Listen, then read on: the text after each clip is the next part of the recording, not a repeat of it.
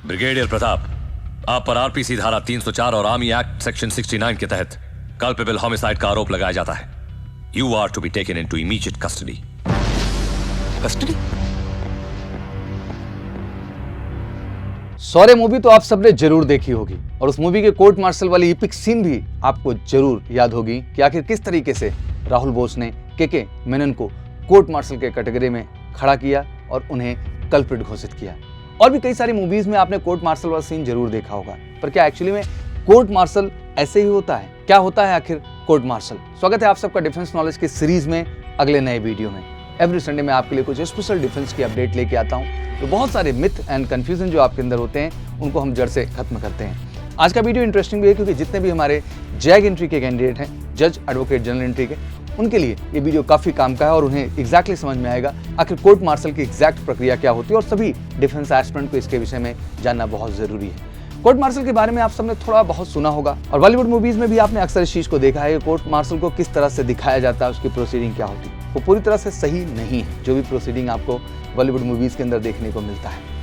आज के इस वीडियो में मेरी पूरी कोशिश यही होगी कि कोर्ट मार्शल का पूरा प्रोसीजर क्या है। जिस तरह सिविल केसेस में कानून का कोड ऑफ कंडक्ट होता है, एक प्रोसेस होता है, कोर्ट्स होती है, एक प्रोसीडिंग होती है, द सेम वे फौज के अंदर भी एक अपनी कोर्ट प्रोसीडिंग एंड प्रोसीजर होता है जिसको हमें पहले समझने की आवश्यकता है। जब हम इंडियन आर्मी की बात करते हैं तो एक शब्द हमारे दिमाग में सबसे पहले आता है और उस वर्ड का नाम है डिसिप्लिन। डिसिप्लिन वो रूल है जिसकी वजह से मुझे लगता है कि फौज अपनी कामयाबी की ओर जाती है और इसकी जरूरत हर जगह होती है। मुझे लगता है कि आज आप ट्रेनिंग ग्राउंड पे हैं, आप फील्ड एरियाज में हैं, आप किसी ऑफिस की डेस्क पे काम कर रहे हैं, हर जगह मुझे लगता है कि फौजी डिसिप्लिन जो है मेंटेन किए रहना ये सबसे बड़ा एक फौजी का धर्म होता है। पर क्या होता है जब फौजी डिसिप्लिन को तोड़ता है, उसको आखिर किस प्रक्रिया से गुजरना होता है। इंडियन आर्मी में अनुशासनहीनता की कोई जगह नहीं। वो सैनिक हो या फिर ऑफिसर, किसी तरह का अगर उसने अपराध किया है या अनुशासन का उल्लंघन किया है तो उसके अनुसार उसे सजा दी जाती है। हर छोटी गलती में कोर्ट मार्शल हो ऐसा भी नहीं है, बल्कि ऐसे केसेस में ऑन द स्पॉट पर्सनल्स को पनिशमेंट दे दी जाती है। बट कोई बड़ी गलती हो या देश के साथ गद्दारी जैसे केसेस में कोर्ट मार्शल होना पक्का है। दरअसल कोर्ट मार्शल कोई पनिशमेंट नहीं है बल्कि एक प्रोसीजर है जिसके जरिए किसी अक्यूज्ड को सजा सुनाई जाती है। जब कोई मुकदमा मिलिट्री कोर्ट में चलाया जाता है तो इसे ही कोर्ट मार्शल की प्रक्रिया कही जाती है। इंडिया में कोर्ट मार्शल से संबंधित कानून प्रावधान मेनली 3 कानून से मिलकर के बनाए गए और वो 3 कानून हैं the army act 1950, the air force act 1957 और the navy act 1950। War prisoners के साथ भी जो है कोर्ट मार्शल की प्रक्रिया होती है क्योंकि आप समझ सकते हैं कि वॉर में वो जो प्रिजनर हैं वो भी एक फौजी हैं, उन्हें भी लीगली राइट्स होता है उस प्रक्रिया से गुजरने का, वो किसी भी देश में वॉर प्रिजनर हो। आइए अब जानते हैं इंडियन आर्म फोर्सेस में कितने तरह के कोर्ट मार्शल होते हैं। तो सबसे पहला आता है जनरल कोर्ट मार्शल जिसको शॉर्ट फॉर्म में हम GCM के नाम से भी जानते हैं। फिर आता है डिस्ट्रिक्ट कोर्ट मार्शल जिसे हम DCM के नाम से जानते हैं। फिर आता है समरी जनरल कोर्ट मार्शल जिसे हम SGCM के नाम से जानते हैं। फिर आता है समरी कोर्ट मार्शल जिसे हम SCM के नाम से जानते हैं। तो सबसे पहले हम समझेंगे जनरल कोर्ट मार्शल के बारे में, GCM के बारे में। इसमें 3 साल से ज्यादा एक्सपीरियंस वाले कम से कम 5 ऑफिसर होते हैं। ध्यान रखिएगा, 3 साल के कम से कम एक्सपीरियंस वाले जो है 5 ऑफिसर होते हैं और इन 5 में से 4 कैप्टन या उसके ऊपर रैंक के होने चाहिए। ये जो 5 ऑफिसर्स होते हैं इनमें भी कम से कम 4 कैप्टन या उससे ऊपर की रैंक के होने चाहिए।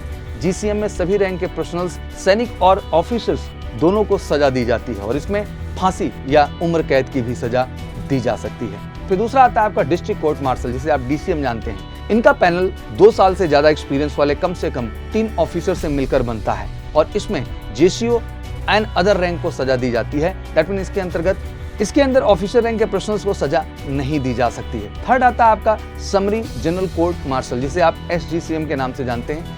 SGCM basically Jammu and Kashmir जैसे एरियाज में कमिटेड क्राइम्स के लिए सजा देने का राइट्स रखता है। दैट मीन ये स्पेशली जो कोर्ट मार्शल है वो जम्मू एंड कश्मीर एरियाज के लिए स्पेसिफिक डिजाइन किया हुआ फॉर्मेट के अंतर्गत है।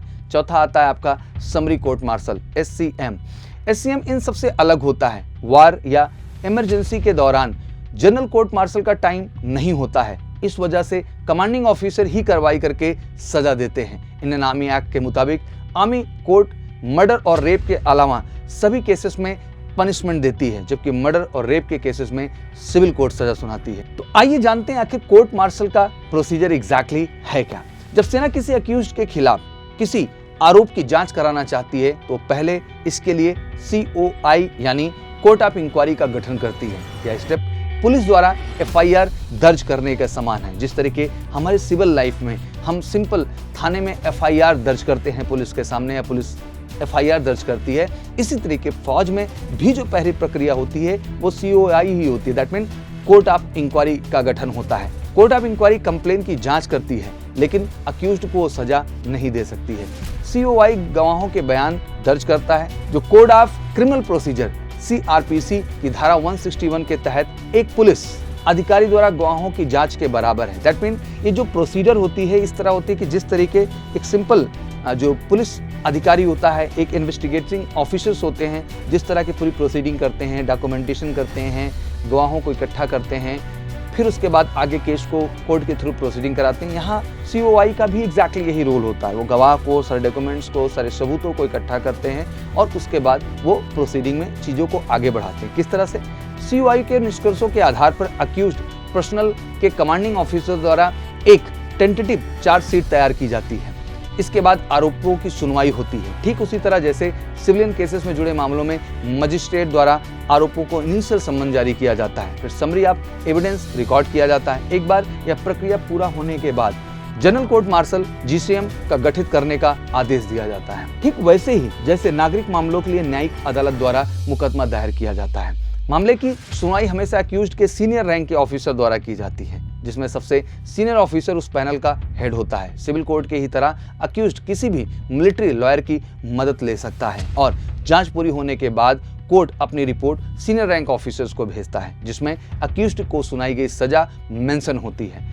कोर्ट मार्शल के बाद अक्यूज्ड को कई तरह की सजा सुनाई जा सकती है, जैसे इम्प्रिजनमेंट, दैट मीन उसको जेल हो सकती है, सैलरी डिडक्शन भी उसको हो सकता है सजा के तौर पे, डिमोशन हो सकता है उसकी रैंक से, जिस रैंक पे वो है, सीनियरिटी में भी कमी आ सकती है, या फिर फांसी की भी सजा सुनाई जा सकती है। किसी भी अक्यूज्ड का कोर्ट मार्शल होना उसके सर्विस रिकॉर्ड पर हमेशा इफेक्ट डालता है, जिससे आगे चल के उसे प्रमोशन के चांसेस काफ़ी कम हो जाते हैं। दैट मीन कोर्ट मार्शल का मतलब केवल फांसी का ही सजा नहीं होता है। कोर्ट मार्शल में और भी बहुत सारी सजाएं होती हैं, जिसके तहत उसके ओवरऑल सर्विस पे बहुत ज़्यादा फर्क पड़ता है। कोर्ट मार्शल के फैसले को चुनौती दी जा सकती है। जिस ऑफिसर ने सजा सुनाई है अक्यूज्ड, उसके सीनियर के पास जा सकता है, और वहां भी बात ना बने तो आर्म फोर्सेस ट्रिब्यूनल के पास भी जा सकता है, जिसके बाद हाई कोर्ट या सुप्रीम कोर्ट का नंबर आता है। आर्टिकल 72 के तहत प्रेसिडेंट अपनी जुडिशियल पावर का इस्तेमाल करके अक्यूज्ड की सजा या तो कम कर सकता है या माफ भी कर सकता है। आई होप कोर्ट मार्शल से जुड़ी सभी जानकारी आपको मिल गई होगी, और ये वीडियो कैसा लगा इस विषय में जरूर बताइए, और फर्दर भी इसमें और डिटेलिंग में मैं आपके सामने इन्फॉर्मेशन लेके आऊँगा और डीपली हम समझने की कोशिश करेंगे कोर्ट मार्शल की ओवरऑल प्रोसीडिंग किस तरह से होती है। तो बिल्कुल ये वीडियोस आपको कैसे लग रहे हैं, और अगला किस मुद्दे पे आप वीडियो देखना चाहते हैं डिफेंस फोर्सेस के विषय में, जो आपके दिमाग में मिथ हो, कन्फ्यूजन हो, कमेंट सेक्शन में जरूर मेंशन करिए। आपके आदेश में मैं फिर से हाजिर होऊंगा डिफेंस से जुड़ी हुई एक सही अपडेट और up to the mark information लेके। Thank you so much, wish you good luck, जय हिंद, जय भारत।